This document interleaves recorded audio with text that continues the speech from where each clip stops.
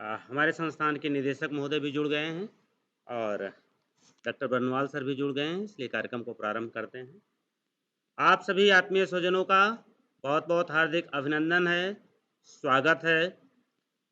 जैसा कि हम सभी जानते हैं, छत्रपति साहू जी महाराज विश्वविद्यालय के यशस्वी कुलपति प्रोफेसर विनय कुमार पाठक सर के प्रेरणा से उनके संरक्षण में यह साप्ताहिक व्याख्यान श्रृंखला आयोजित हो रही है और इस व्याख्यान माला का यह 5वां लेक्चर है, 5वां व्याख्यान है, जिसके क्रम में प्रोफेसर सुरेश लाल बर्णवाल सर, जो कि विभागाध्यक्ष हैं योग विभाग के देव संस्कृति विश्वविद्यालय के, आपका मार्गदर्शन आज हमें प्राप्त होगा। सर का आज का विषय है योग सूत्र का संक्षिप्त परिचय और इसमें वर्णित विविध योगाभ्यास। इस विषय पे सर का व्याख्यान प्राप्त होगा। सर का भी बहुत-बहुत हार्दिक स्वागत है, अभिनंदन है और हमारे निदेशक महोदय भी जुड़े हुए हैं। ढेर सारे प्रदेश के और प्रदेश के बाहर के भी विश्वविद्यालय के छात्र, योग के विद्वतजन, योग के जिज्ञासु जुड़े हुए हैं। आप सभी का हार्दिक स्वागत है, अभिनंदन है। अब मैं निवेदन करूँगा हमारे संस्थान के निदेशक डॉक्टर दिग्विजय शर्मा सर से, जिनके संरक्षण में, जिनके आशीर्वाद से हम यह कार्यक्रम संचालित कर पा रहे हैं।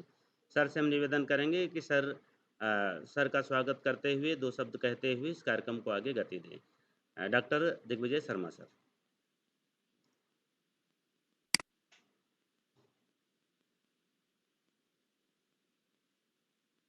सर आवाज़ नहीं आ रही आपकी। सर शायद आप म्यूट हैं सर शायद। हेलो, आ रही है आवाज़ सर? आ रही आवाज़। सबसे पहले मैं धन्यवाद करना चाहता हूँ अपने छत्रपति साहू जी महाराज विश्वविद्यालय के यशस्वी कुलपति श्री विनय कुमार पाठक जी का, जिनके प्रेरणा से यह कार्यक्रम हम लोग आयोजित कर रहे हैं, जो पिछले 4 सप्ताह से आयोजित हो रहा है और ये इसका 5वां सप्ताह है और आज का जो व्याख्यान है वो 5वां व्याख्यान है। उसके बाद मैं स्वागत करना चाहता हूँ आज के मुख्य वक्ता प्रोफेसर डॉक्टर सुरेश लाल बर्णवाल जी का, जिन्होंने कि इस व्याख्यान में भाग लेने का निर्णय लिया और हम लोगों को कृतार्थ किया है। Professor Suresh Lal Barnwal ji head of the department हैं योग डिपार्टमेंट के देव संस्कृति यूनिवर्सिटी में हरिद्वार में। मैं उनका स्वागत करता हूं कि उन्होंने इस व्याख्यान में शिरकत करने का हम लोगों का जो लक्ष्य था उसको पूरा करने में मदद किया। मैं स्वागत करता हूं अन्य अभ्यर्थियों का और अन्य गणमान्य व्यक्तियों का जो इस व्याख्यान में भाग ले रहे हैं, और मैं स्वागत करता हूं अपने समन्वयक महोदय जो इस प्रोग्राम के हैं, डॉक्टर रामकिशोर जी का, जिनके संचालन में यह प्रोग्राम आयोजित किया जा रहा है। एक्चुअली यह प्रोग्राम हम लोग वर्ल्ड योगा डे के उपलक्ष्य में आयोजित कर रहे हैं। इसके साथ अन्य प्रोग्राम भी आयोजित किए जा रहे हैं विश्वविद्यालय में, जैसे कि 12 तारीख को हम लोगों ने 108 सूर्य नमस्कार का प्रोग्राम आयोजित किया था। इसी तरीके से बहुत सारे प्रोग्राम आगे आयोजित हम लोग कर रहे हैं इसी कड़ी में। इसका विवरण आपको डॉक्टर रामकिशोर जी देंगे आगे। तो मैं ज़्यादा समय न गवाते हुए डॉक्टर रामकिशोर जी से, जो इस प्रोग्राम के समन्वयक हैं, उनको आग्रह करता हूं कि इस कार्यक्रम को आगे बढ़ाएं। धन्यवाद सर।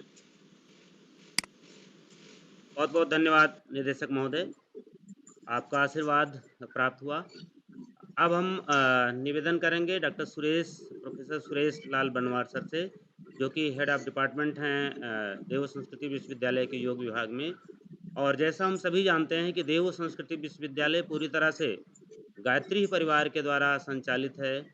अर्थ की अन्य सारी व्यवस्थाएं गायत्री परिवार ही उसकी देखता है और यह अपने आप में एक योग का विश्वविद्यालय जाना जाता है, कि जहाँ पर योग की शिक्षा, जहाँ पर भारतीय संस्कृति की शिक्षा और अन्य जो भी कोर्स चलते हैं, वो समस्त कोर्स भारतीय संस्कृति के अनुरूप संचालित होते हैं, जिसकी अपनी एक पहचान भारतीय संस्कृति के रूप में जैसा नाम है उसका और सभी लोग उन वहाँ की यूनिफ़ॉर्म, वहाँ पढ़ने की व्यवस्था, वहाँ क्लास की व्यवस्था जो लोग गए हैं वो सब देखे हैं, जैसे गुरुकुल की होती है। ज़मीन पे बैठ कर के वहाँ विद्यार्थी शिक्षण ग्रहण करते हैं। आचार्य की भी धोती-कुर्ता पहनते हैं और विद्यार्थी भी कुर्ता-पजामा पहनते हैं। तो अपने आप में भारतवर्ष में संचालित विश्वविद्यालयों में से वह भारतीय संस्कृति के अनुरूप एक अनूठा विश्वविद्यालय। वहाँ से वहाँ योग विभाग के सर हेड हैं। अब सर से मैं निवेदन करूँगा, आज को जो विषय है योग सूत्र में योग सूत्र का संक्षिप्त परिचय और इसमें वर्णित विविध योग साधनाएँ, विविध योगाभ्यास। इस पर हम सबका मार्गदर्शन करने की कृपा करें, इस पर प्रकाश डालने की कृपा करें। आदरणीय बर्णवाल सर। बहुत बहुत धन्यवाद डॉक्टर रामकिशोर जी। मैं अपनी बात गायत्री महामंत्र के उच्चारण से शुरू करना चाहूँगा। गायत्री महामंत्र जो सभी के लिए सद्बुद्धि की प्रार्थना है, उस परम सत्ता से जुड़ने की भावना के साथ उगते हुए सूर्य का ध्यान करते हुए थोड़ी देर के लिए कमर गर्दन सीधी कर लें, आंखों को कोमलता से बंद कर लें। उगते हुए सूर्य का ध्यान करें, उस महासत्ता से, परम सत्ता से, ब्राह्मी शक्ति से अपने अंदर सद्बुद्धि की कामना करते हुए एक बार गायत्री महामंत्र का उच्चारण हमारे साथ साथ करने की कृपा करें। ओम भूर्भुवः स्वः तत्सवितुर्वरेण्यं भर्गो देवस्य धीमहि धियो यो नः प्रचोदयात्। ओम अज्ञानतिमिरान्धस्य ज्ञानाञ्जनशलाकया चक्षुरुन्मीलितं येन तस्मै श्रीगुरुवे नमः। पूज्य गुरु सत्ता को जो हमारे आसपास सूक्ष्म रूप में विद्यमान है, उनको सादर प्रणाम करते हुए सर्वप्रथम छत्रपति साहू विश्वविद्यालय के सम्मानित माननीय कुलपति प्रोफेसर विनय पाठक जी का हम बहुत आभार व्यक्त करते हैं। हमारे बीच निदेशक महोदय डॉक्टर दिग्विजय सिंह, जिनकी वाणी से हम अभी लाभान्वित हुए, उनका बहुत बहुत हार्दिक आभार व्यक्त करते हैं। हमारे रामकिशोर जी, हमारे प्रिय, बहुत आत्मीय छोटे भाई की तरह, और हम लोग कई बार मिलते जुलते रहे कार्यक्रमों में। उनका भी आभार कि उन्होंने हमें याद किया। और सभी सुधीजनों का, जो भी इसमें विद्यार्थीगण हैं, कोई विभिन्न तरह के शिक्षक जो योग के विषय के हैं, उन सभी आचार्य आचार्यों का हम भाव भरा स्वागत करते हुए, अभिवादन अभिनंदन करते हुए हम आज के विषय की शुरुआत करते हैं। योग एक बहुत ही विशाल विषय है। आज अगर हम देखें तो भारत योग के ग्रंथों से परिपूर्ण है। अनेक ग्रंथ हैं हमारे पास, लेकिन अगर हम देखें उन ग्रंथों में अगर कुछ कीमती ग्रंथ हैं और बड़े छोटे ग्रंथों में भी सार गर्भित बातों को रखा गया है, उसमें योग सूत्र का अपना एक महत्वपूर्ण स्थान है। पातंजल योग सूत्र हमारे भारतीय जो दर्शन परंपरा है, आस्तिक और नास्तिक दर्शनों का, उसमें आस्तिक दर्शन के 6 दर्शनों में से एक दर्शन योग दर्शन, उसका ये सूत्र ग्रंथ है। और अगर हम इसके बारे में विचार करें कि इनके इस ग्रंथ की काय कलेवर कैसा है, तो हम कह सकते हैं कि सबसे छोटा ग्रंथ है ये। कुल मिला के 4 पाद, इसमें 4 पाद मतलब 4 अध्याय इसके रखे गए हैं।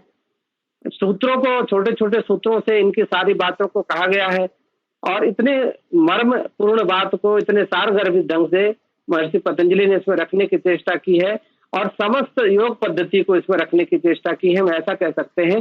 तो आज हम जो भी विषय आपके सामने रखेंगे, वो एक समग्रता से उसे समझने का हम प्रयास करेंगे कि पूरा योग सूत्र है तो छोटा, लेकिन उसमें कितनी गंभीर, कितने गूढ़, कितने तरह तरह की साधनाओं का उसमें उन्होंने समावेश करके हमारे सामने एक छोटा सा, जैसे होता ना जो मैथमेटिक्स का जो गणित का हम जब वो करते हैं, मतलब बनाते हैं उसको, तो उसमें एक सूत्र ही बहुत होता है। सूत्र को अगर हम पकड़ लेते हैं तो पूरा गणित बन जाता है, और अगर सूत्र को भूल गए तो हमें पता चला कि वो कहीं का कहीं हम करते रहे गुणा भाग, वो कभी हमें आंसर अच्छा नहीं मिलता। तो वो सूत्रबद्ध जो किया है महर्षि पतंजलि ने, उन सूत्रों का हम अगर चिंतन मनन करें तो बहुत सारी ऐसी बातें हमें मिलती हैं जो जीवन के सभी रहस्यों पर प्रकाश डालती हैं। जो योग है, योग अगर देखें तो समग्र जीवन पद्धति है। योग से हम जीवन के व्यक्तित्व का और अपने जीवन के लक्ष्यों का, सभी तरह की चीजों की पूर्णता और प्राप्ति कर सकते हैं, ऐसा हम समझ सकते हैं। इसलिए अगर हम योग सूत्र को भी देखें तो योग सूत्र भी जो 4 उनके पाद हैं, उसकी शुरुआत बड़ी गंभीर विषय से होता है। वो गंभीर विषय मैं इसलिए कह रहा हूँ कि समाधि सबसे अंतिम भाग अष्टांग योग का, और शुरुआत समाधि पाद से ही हो जाता है। अब इसका एक कुछ न कुछ प्रयोजन होगा, कुछ इसके पीछे उद्देश्य होंगे। जो लेखक है उनके पीछे कोई कोई उनकी विचारधारा होगी, हम उन विचारधाराओं पे भी बात करेंगे। लेकिन जो हमें समझने लायक बात है कि समाधि पाद सबसे पहले रखने का कुछ न कुछ प्रयोजन होगा। दूसरा, इसमें जो दूसरा चैप्टर है इसमें साधन पाद रखा गया है, और साधन पाद में कुछ साधना पद्धति जो कि सभी के लिए उपयोगी हो सकते हैं, उन साधना पद्धतियों की चर्चा की गई है। तीसरा जो है वो विभूति पाद है, विभूतियों की चर्चा उसमें की गई है। और चतुर्थ पाद जो है वो कैवल्य पाद है। जो समाधि है और जो कैवल्य है, समाधि का परिणाम कैवल्य है। तो शुरुआत महर्षि पतंजलि समाधि पाद से करते हैं और अंतिम जो अध्याय है वो कैवल्य पाद से होता है। तो हम ये तो कह सकते हैं कि साधना का जो मूल जो स्वभाव है, जो कि साधना जहाँ पहुंचनी चाहिए, जो वास्तव में योग कहलाता है, उस योग पद्धति से हम कैवल्य तक प्राप्त हो जाएं। ये सभी चीजें आपस में तो दिखता है कि शुरुआत और अंत, लेकिन ये बीच के जो 2 पाद हैं, ये हमारे लिए भी, उन लोगों के लिए जो सामान्य जन हैं, सामान्य जनों की जो व्यक्तित्व विकास की बात है, व्यक्तित्व में संभावनाओं की बात है, उन सभी चीजों की चर्चा इसमें की गई है। तो सबसे शुरुआत करते हैं समाधि पाद की। समाधि पाद का प्रथम 3 सूत्र अगर हम याद करें तो अथ योगानुशासनम, योगश्चित्त वृत्ति निरोधा, सदा दृष्टु स्वरूपे अवस्थानम। ये 3 सूत्र को हम पूरे योग सूत्र का आधारशिला या आधार पृष्ठभूमि कह सकते हैं। हम योग सूत्र अगर पढ़ें तो क्यों पढ़ें, उसके लिए क्या क्या साधना पद्धति करें, क्यों करें, इन सभी चीजों का उत्तर इन 3 सूत्रों में मिलता है। जो समाधि पाद है, मूलतः समाधि पाद की चर्चा सर्वप्रथम पतंजलि ने इसलिए किया है कि जो साधक बाकी जितने भी अभ्यास है वो उसके लिए अगर उपयोगी नहीं है तो आवश्यक नहीं कि वो साधना पद्धति के उस सभी मार्गों का अनुसरण करे। उन्हें सीधा सीधा समाधि की ही साधना करनी चाहिए, और समाधि के साधना के साथ ही सीधा कैवल्य तक ही पहुंच सकते हैं। वो बीच में और भी चीजों की आवश्यकता नहीं है, क्योंकि व्यक्तित्व के अन्य जो पहलू है, हो सकता है वो उनका पहले से पूरा हो गया हो, वो पहले से वो उसको पूरे कर चुके हो। तो यहाँ जो समाधि पाद है, उस समाधि पाद में समाधि का जो लक्षण बताया गया है, वो उसकी चर्चा करने के लिए पतंजलि ने सबसे पहले कहा कि हम इस योग रूपी, समाधि रूपी अनुशासन के लिए एक ग्रंथ की रचना करने जा रहे हैं। अथ मतलब प्रारंभ भी होता है, शुभ वाचक भी होता है। उस शुभ समाधि के लिए जो केवल प्रदायक है, जो केवल के लिए जो हमारे लिए एक मार्ग है, उस समाधि की चर्चा करने के लिए जो आवश्यक अनुशासन है, उस अनुशासन की चर्चा करते हैं। और उसी के संदर्भ में पहला सूत्र कहा गया, योग एक समग्र जीवन पद्धति है, अनुशासन पद्धति है। अनुशासन मात्र से हम समाधि की प्राप्ति कर सकते हैं। अगर हमारी समझ में अनुशासन समझ में आ जाए तो जीवन सहज, सरल, सुगम्य और हम जो भी परिणतियां चाहते हैं जीवन से मिल सकता है। लेकिन अगर अनुशासन समझ में नहीं आए, हम प्रशासन के दंडों से चलने की आदत रह गई हो, शासन के दंडों से चलने की आदत रह गई हो, तो अनुशासन तो आम समझ में आने की बात ही नहीं है। लेकिन यहाँ उन साधकों से वार्तालाप की जा रही है जो साधक अनुशासन को समझ सकते हैं, जिन्हें अनुशासन की समझ है। तो अनुशासन से इसलिए बात पतंजलि ने शुरुआत की है, और अनुशासन की स्वरूप में उन्होंने सबसे पहले चित्त वृत्ति निरोध को ही योग कह दिया।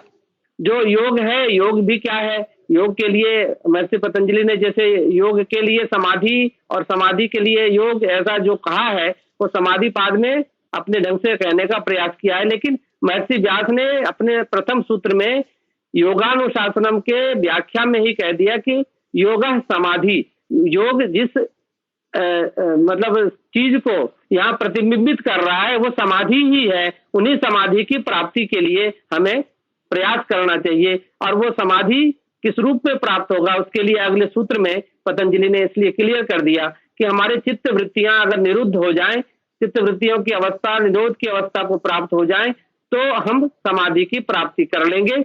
और उसका सत्परिणाम क्या होगा? उसका सत्परिणाम जो कैवल्यपाद कहा गया है, उस कैवल्य की जो परिभाषा दी गई है अंतिम सूत्र में, वो यहाँ प्राप्त हो सकता है। और उसका जो लक्षण पतंजलि बताते हैं, तदा दृष्टु स्वरूपे अवस्थानम, दृष्टा अपने स्वरूप की प्राप्ति कर लेगा।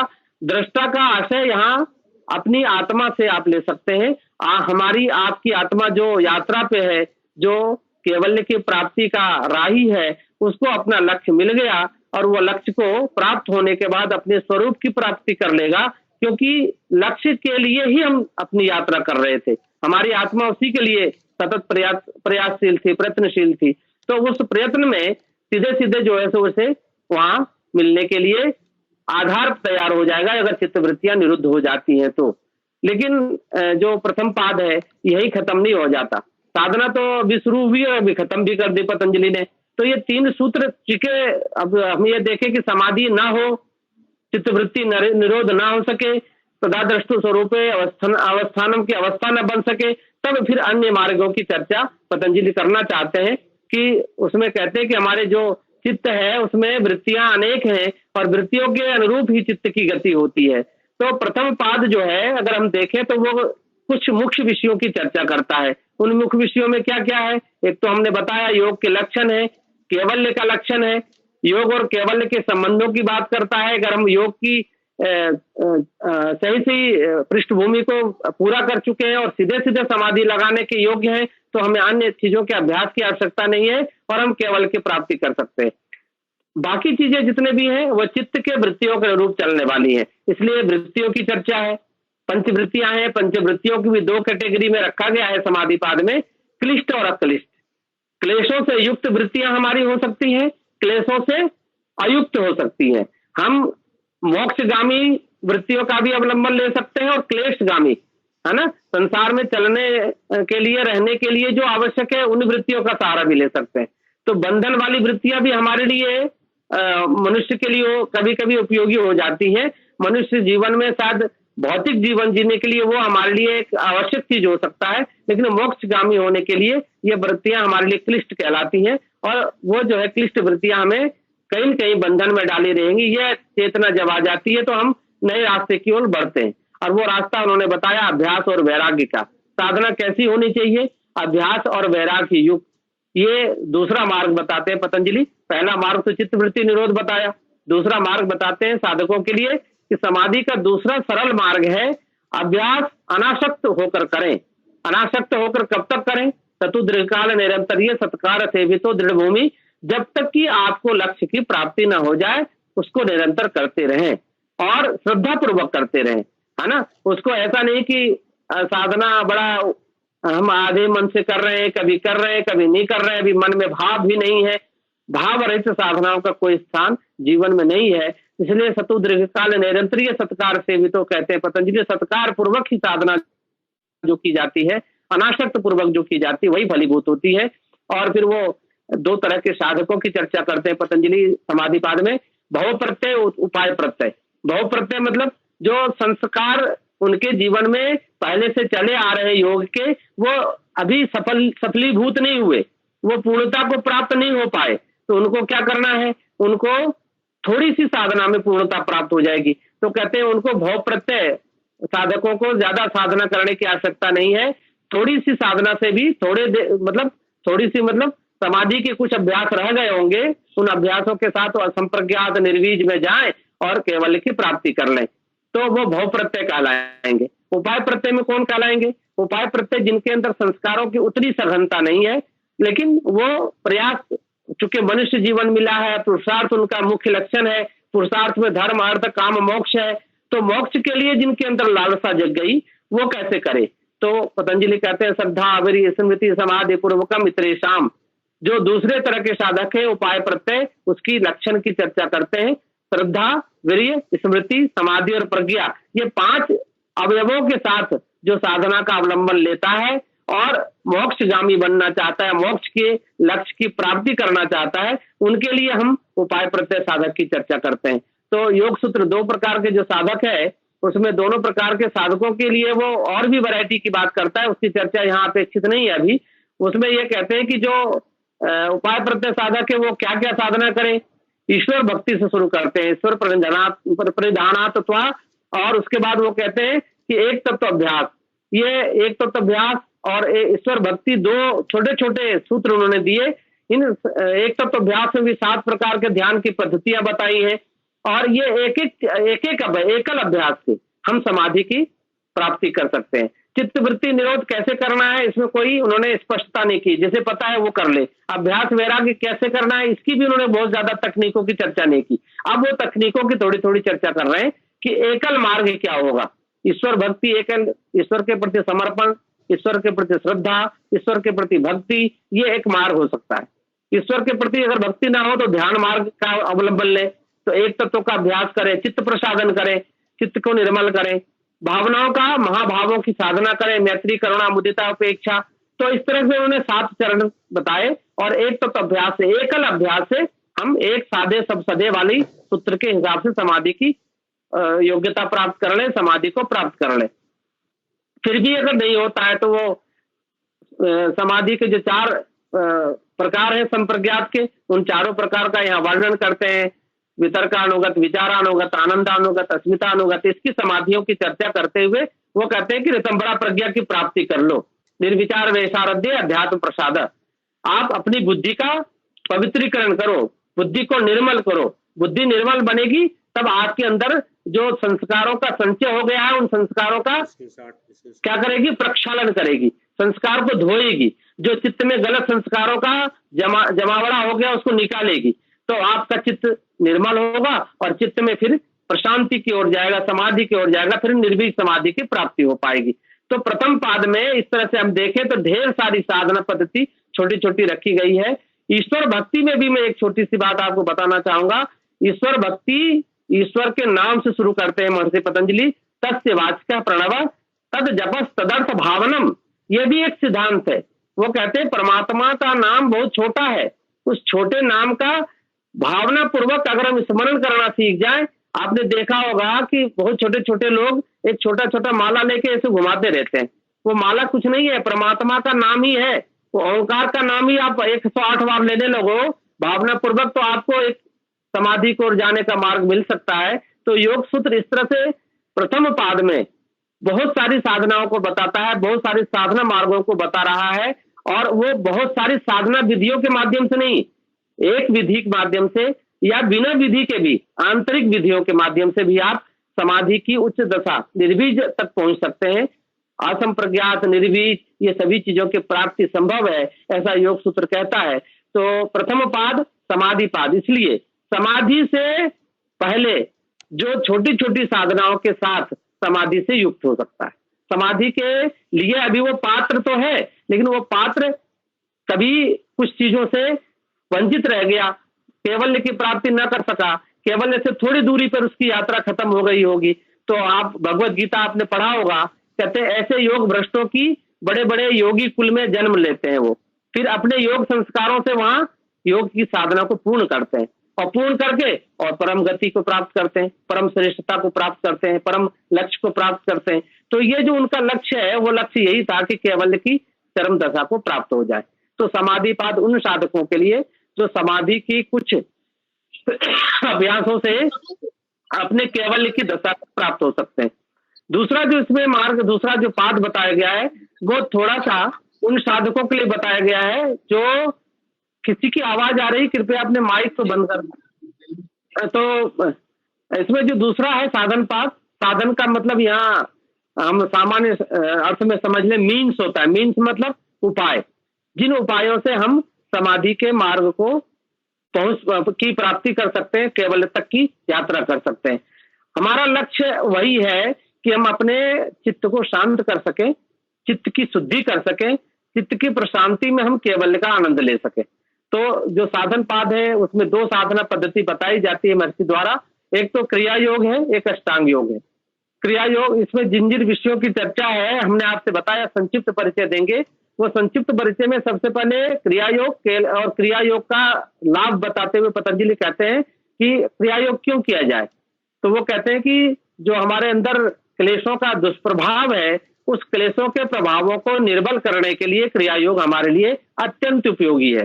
क्लेश कौन है, तो फिर पंच क्लेशों की चर्चा होती है, उसमें अविद्या, अस्मिता, राग, द्वेष, अभिनिवेश, इसकी चर्चा करते हुए फिर वो चतुर्व्यूहवाद की बात करते हैं। हे हेतु हान हानोपाय, जिसमें दृष्टा दृष्टि की भी चर्चा करते हैं। हमारा व्यक्तित्व जो है द्विआयामी है, द्वैतवाद का सिद्धांत जो सो योग सूत्र बताता है।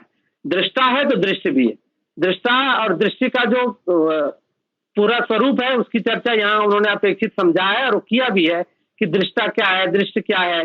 और इस तरह से वो समझाते हुए कहते हैं कि जब दृष्टा दृष्टि के भेद का ज्ञान हमारे अंदर हो जाए तो विवेक ख्याति की प्राप्ति होगी, और वही मोक्ष का हमारा अंतिम उपाय है। मोक्ष प्राप्त कैसे होगा?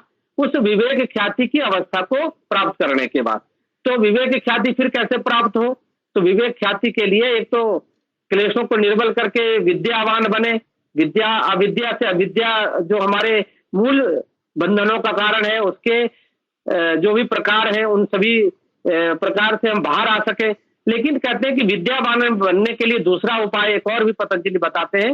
वो कहते हैं कि योगांग अनुष्ठानात अशुद्धि क्षय ज्ञान दीप्ति अविवेक ख्याति। तो साधना का दूसरा जो बड़ा मार्ग है, जो थोड़ा विराट है, जो समस्त मानव जाति के लिए कल्याणकर है, वो है अष्टांगिक मार्ग, जिसमें कहते हैं कि इस ज्ञान की प्राप्ति के लिए प्रथम मार्ग तो समाधि ही है। लेकिन अगर समाधि सीधा ना लगे तो फिर क्रिया योग कर लो, क्रिया योग भी नहीं कर सको। क्रिया योग में 3 चीजें होती हैं, तपस, स्वाध्याय, ईश्वर प्रणिधान, क्रिया योग। ये तीनों चीजों को भी करके आप समाधि की उच्च दशा को प्राप्त हो सकते हो। और अगर वहां भी नहीं कर सके तो फिर कहा कि अष्टांगिक मार्ग का अवलंबन लीजिए। आप आपके पास मैनेजमेंट ज्यादा है, समस्याएं ज्यादा है, आपको ज्यादा उपाय की आवश्यकता है, तो फिर उन्होंने कहा अष्टांगिक 8 अंग हैं उसके, और 8 अंगों के बाद अष्ट शुद्धि का विज्ञान बताते हैं। 8 तरह की प्रकृति की शुद्धि होगी, जो बाह्य आचरण है, व्यवहार है, इन सभी चीजों को शुद्ध करता करता हुआ चित्त की शुद्धि तक जब आपका पूरा क्रम पूरा हो जाएगा तो समाधि घटेगी, और समाधि के बाद फिर केवल की घटना घटेगी। तो अष्टांगिक मार्ग भी 2 खंडों में बटा हुआ है, बहिरंग साधना और अंतरंग साधना। देखिए, बहिरंग साधना तो केवल तैयारियां हैं।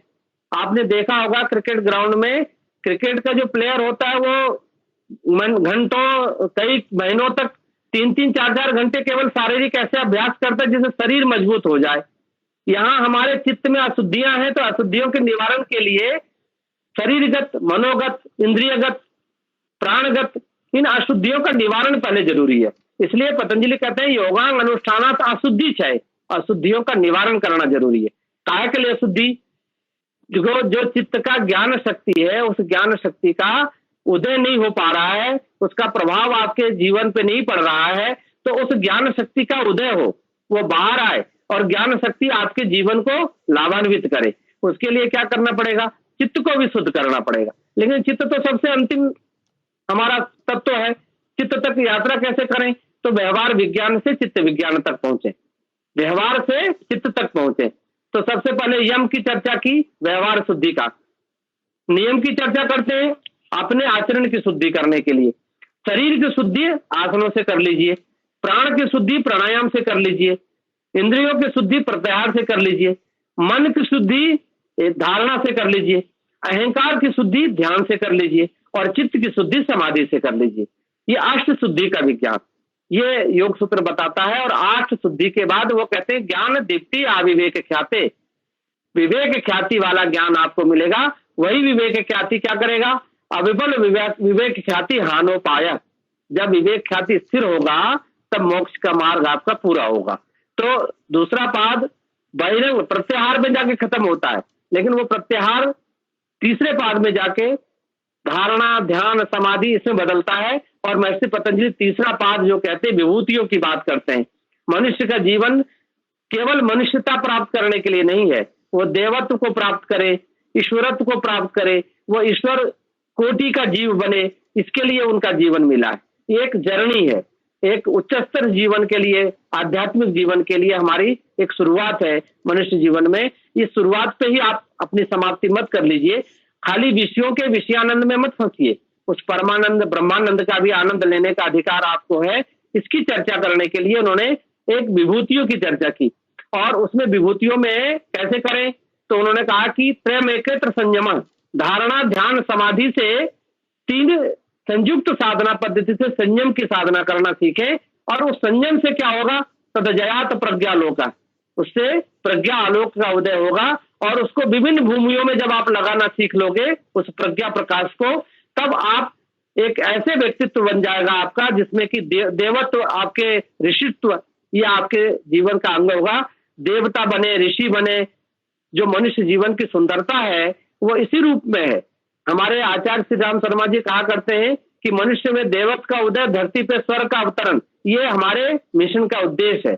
वो देवत्व यही है कि आपके जीवन में जो दिव्य संभावनाएं हैं वो फलीभूत हो, और वो योग के इन विभूति पाद में बड़े अच्छे से महर्षि पतंजलि ने बताया है कि आपका व्यक्तिगत जीवन नहीं है, आप उस जो ब्रह्मांड है उस ब्रह्मांड के एक अभिन्न अंग हो, और उस ब्रह्मांड की जितनी शक्तियां ब्रह्मांड में बिखरी हैं उसके आप मालिक भी बन सकते हो। तो जो सर्व सिद्धि के विज्ञान है वो भी तुम्हें मिल सकता है। तो अष्ट सिद्धियों से लेकर सर्व सिद्धि तक जो भी हमारे पास क्षमताएं हैं, उन क्षमताओं का विकास, अष्ट सिद्धि नवनिधि के दाता। आज हनुमान जयंती है, तो हनुमान जी के लिए ऐसा कहा जाता है कि वो सभी सिद्धियों के मालिक थे। मालिक कैसे थे? वो देने वाले थे, प्रदायक थे। भाई पहले तो अर्जित किया होगा ना, तब उसने उन्होंने देने की बात की। तो उस अष्ट सिद्धियों के मालिक भी हम बन सकते हैं योग सूत्र में। ऐसा उन्होंने बताया है कि संयम से विभिन्न तरह के व्यक्तिगत सिद्धि से लेकर सर्व सिद्धि तक का जो विज्ञान है वो विभूतिपाद कहलाता है। विभूतिपाद वैसे तो जो समाप्त होता है, विभूतिपाद की जो चर्चा है वो इस बात पे समाप्त होती है कि हमारे दो तरह की शुद्धि का विज्ञान है वो पूर्ण होना चाहिए। कौन कौन शुद्धि? सत्य पुरुषयो शुद्धि साम्य कैवल्यम। कैवल्य की प्राप्ति के लिए दो तरह की शुद्धि आवश्यक है, चित्त की शुद्धि और पुरुष की शुद्धि। पुरुष मतलब हमारी जो एकांतिक आत्मा है, जो हमारे अंदर निर्बीज आत्मा है, सनातन आत्मा है, उस आत्मा की शुद्धि भी आवश्यक है, क्योंकि आत्मा ने त्रिगुणों की सहारा से संसार में आने के लिए जो भी उपक्रम किया उससे उनके अंदर कुछ न कुछ विकार आ गया है। आत्मशुद्धि और सत्व शुद्धि। आत्मशुद्धि का मतलब आत्मा हमारी स्वभाव में आ जाए और उसके साथ ही चित्त की शुद्धि भी हो जाए, चित्त भी शुद्ध हो जाए। तो वो जो चित्त है वो चित्त का शुद्ध होना क्या है? ज्ञान युक्त हो जाए, विवेक युक्त हो जाए वो। तो ये दोनों जब शुद्ध होगा तब कैवल्य का मार्ग खुलेगा, प्रशस्त होगा।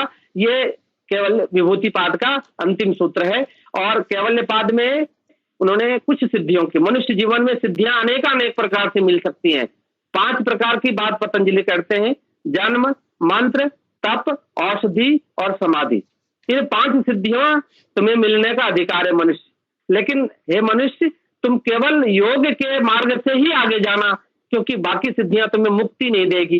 केवल योग के, समाधि के जो सिद्धियां होती हैं उसी से मुक्ति का मार्ग प्रशस्त होता है। इसलिए उन्होंने सतर्क किया, समाधि जा सिद्धि, है ना। ध्यानजम तत्र ध्यानजम अनाशयम। आपका चित्त अनाशय हो, संस्कार रहित हो, ज्ञान युक्त हो, मोक्ष से परिपूर्ण हो, इसके लिए केवल ध्यान से ही आपके अंदर वो योग्यता आ सकती है, समाधि से ही आ सकती है। तो बाकी सिद्धियों के चक्कर में मत पड़ना, सिद्धियां भी बंधन का कारण बनती है। विभूतिपाद में अनेक बार, 3 बार कम से कम महर्षि पतंजलि कहते हैं ये सिद्धियां विघ्न है।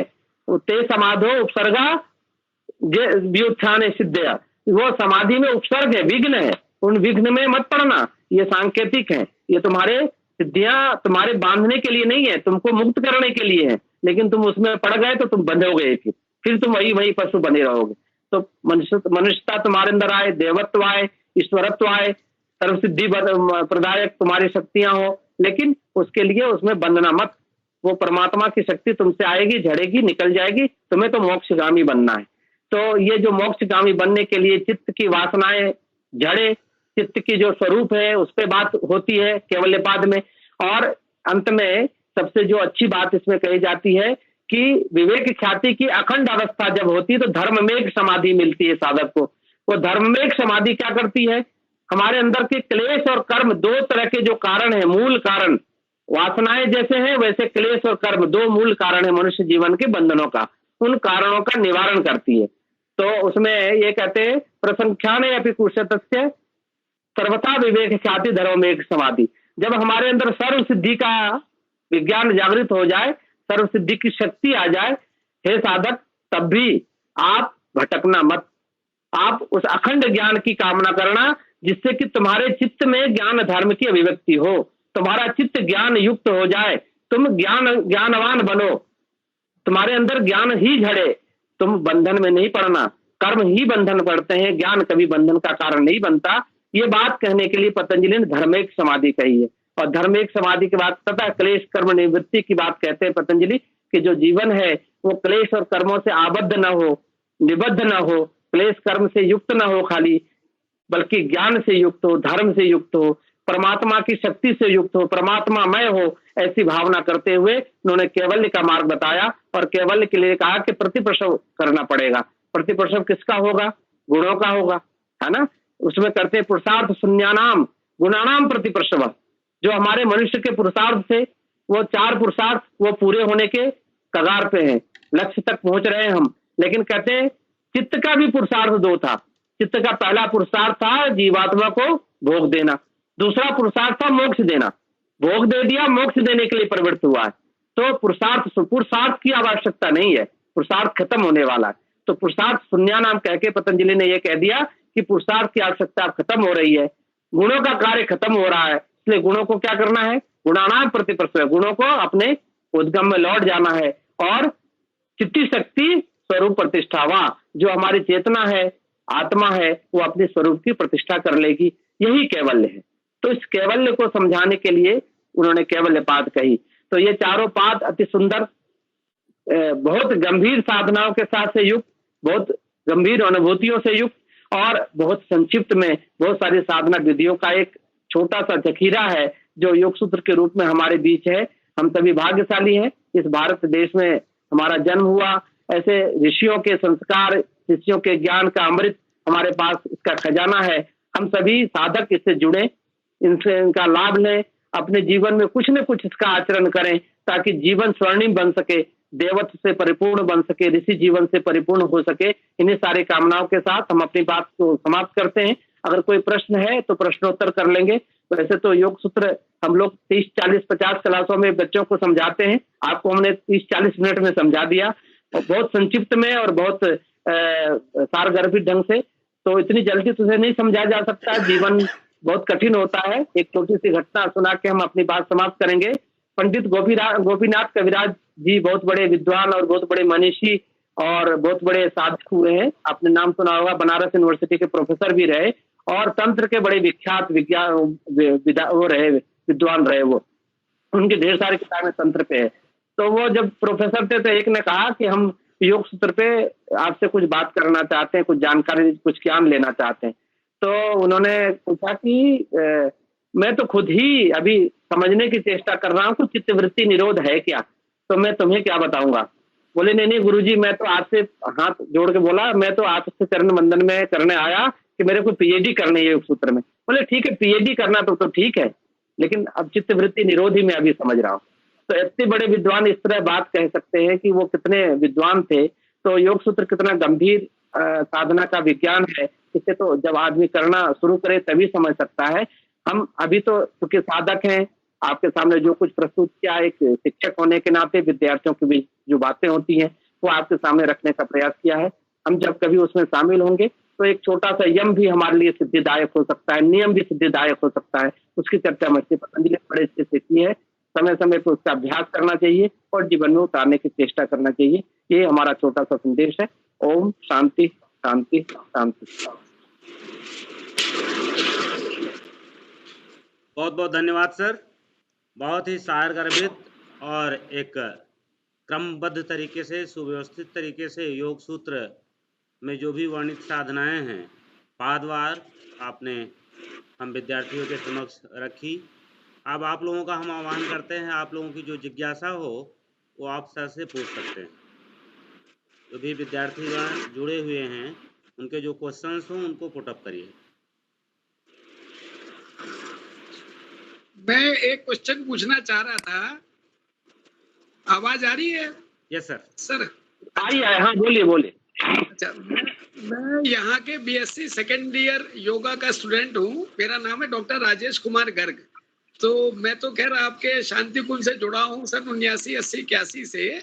और क्योंकि अब योग का जो अभी कोरोना काल था और अभी हम लोग टीवी पे भी देखते हैं कि चाहे दिल्ली की सरकार ने किया, तो अगर जिस तरह से हमारे माननीय कुलपति जी और जो हमारा विभाग है इंस्टीट्यूट से अब जो प्रयास आ रहे हैं तो ये बड़े अच्छे हैं। इसको हम लोग अगर और अच्छे तरीके से इफेक्टिव, जैसे अभी 108 सूर्य नमस्कार प्रतियोगिता थी, तो मुझे भी बहुत अच्छा लगा कि पहले तो हम लोग जब दीनदयाल उपाध्याय सरस्वती शिशु मंदिर में पढ़ते थे तो सब लगाते थे, करते थे। अच्छा, उसके पहले हम लोग भाई 12 सूर्य नमस्कार अधिकतम थे। तो इस तरह की जो फिटनेस चेकिंग का और ये जो तरीके हैं, अब जो हमारी कानपुर यूनिवर्सिटी, जो साहू जी महाराज यूनिवर्सिटी जो प्रयास कर रही है, मुझे बहुत अच्छा लगा। मैं जुड़ के तो बहुत ही प्रसन्न भी हूँ। और आप क्योंकि माननीय आप आए हुए हैं शांति कुंज से, मैं तो आचार्य श्री राम शर्मा जी के टाइम में भी उनसे भी मिला हूँ, वंदनीय माता जी से मिला हूँ। और वहाँ मेरी तो गैस सर्विस गैस एजेंसी है।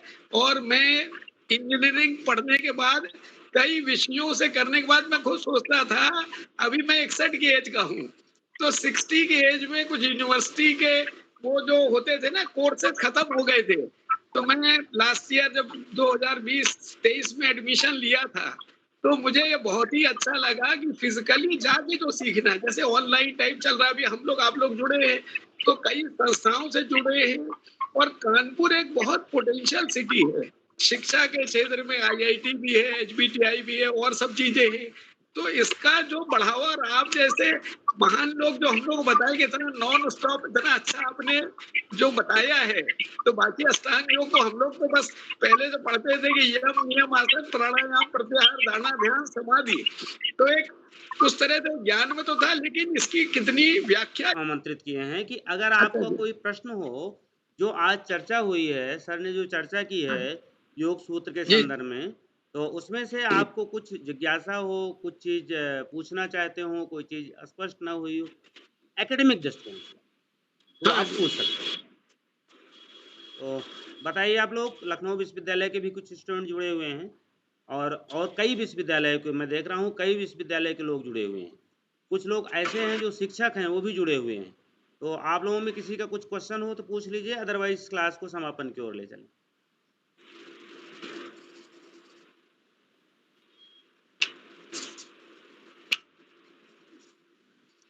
इसमें ये पूछना चाह रहे थे, ये जो कोर्सेज होते हैं अभी, जैसे हम लोग का 3 साल का कोर्स है, इसमें अलग अलग जो योग शिक्षक बनते हैं या उस तरह के, तो वो जो एफिलिएशन या जो जैसे भी हम लोग आपके योग की बहुत बड़ी डिटेलिंग में तो डिग्री कोर्स टाइप होता है, फिर डिप्लोमा कोर्स होता है, फिर सर्टिफिकेट कोर्स होता है। अब जैसे कैवल्य की बात करें तो कहीं ना कहीं कुछ चीजें एकेडमिकली बड़ी डिफिकल्ट लगती हैं, लेकिन जब हम पुस्तक के सहारे या आप लोगों के माध्यम से जानते हैं तब उसकी गूढ़ रहस्य समझ पाते हैं। तो इसका कोई जैसे होता है ना, उसका करें कुछ। हेलो, हाँ प्रदीप जी, कृपया पूछिए, क्या पूछना चाहते हैं? सर हम ये पूछना चाहते थे कि जब तीनों बंद का क्रम कैसे लगाएंगे, मतलब मूल बंद, उड़ियान बंद, जालंधर बंद में इसमें सबसे पहले क्या लगाएंगे और सर इसका क्रम क्या रहेगा? चलो आप बता रहे हैं, हम किशोर जी मैं बताऊं? बता दीजिए सर, आप बता दीजिए। अच्छा, वैसे तो आज का विषय योग सूत्र था, आपने प्रश्न हठ योग से कर लिया है। और ये बंद जो है हमारे मुद्राओं में आता है, अगर आपने पढ़ा होगा शास्त्र में तो, और आसनों के अभ्यास के बाद आता है। शारीरिक स्थिरता आसन का द्योतक होता है, स्थिर सुखम आसनम योग सूत्र कहता है। और प्रदिका भी स्थिर आरोग्यम का अंगलागमम, आसन के असर ये बताए गए हैं। अगर आप शरीर में कम से कम ये 3 चीजें आप अचीव कर लिए हैं, तब फिर मुद्राओं का अभ्यास करना चाहिए। पहली बात तो ये आप समझ लीजिए। दूसरा आपको ये समझना है कि जो हमारे मुद्रा है वो उसमें बंद से शुरू होता है। बंद अगर हम ठीक ठीक कर लेते हैं तो फिर मुद्रा का अभ्यास कर सकते हैं।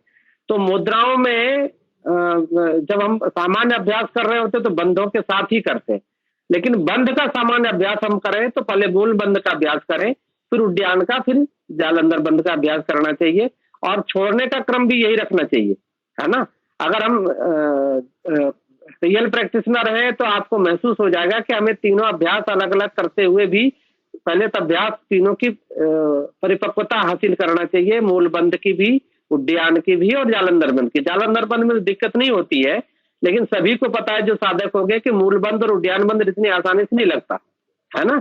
तो जब हम तीनों को ही एक साथ करने हैं, हम तो पूछ रहे हैं तीनों कैसे करें, तो तीनों महाबंध कहलाता है। तो तीनों के लिए हम सबसे पहले मूल बंध, फिर उद्यान, फिर जालंधर बंध लगाएं, उसी क्रम में उसे छोड़ें भी। Thank you sir.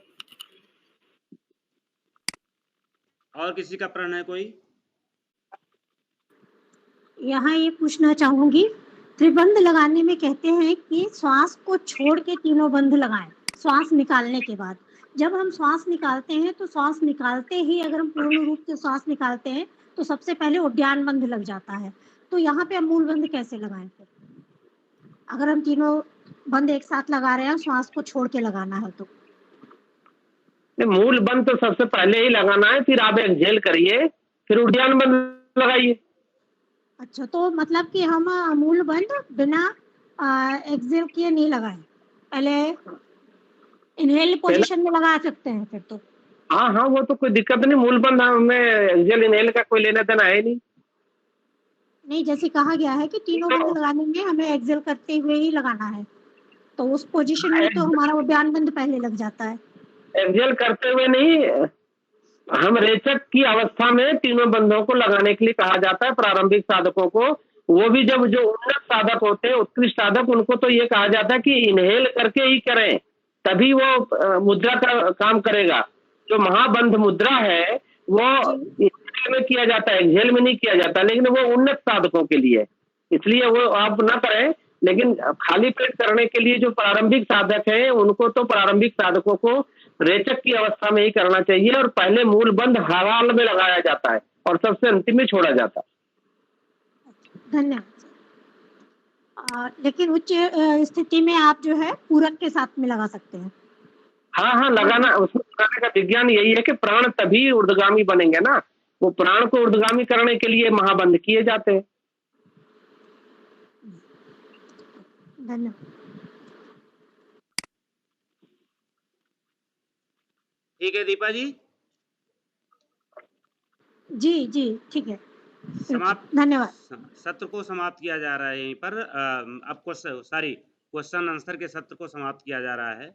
अब हम निवेदन करेंगे संस्थान के निदेशक महोदय से कि आज के इस व्याख्यान श्रृंखला के मुख्य वक्ता महोदय को और उसी के साथ साथ जुड़े सभी लोगों के प्रति आभार व्यक्त करने की कृपा करें।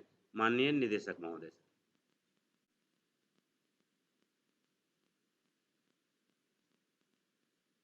सर म्यूट हैं आप, सर म्यूट हैं आप।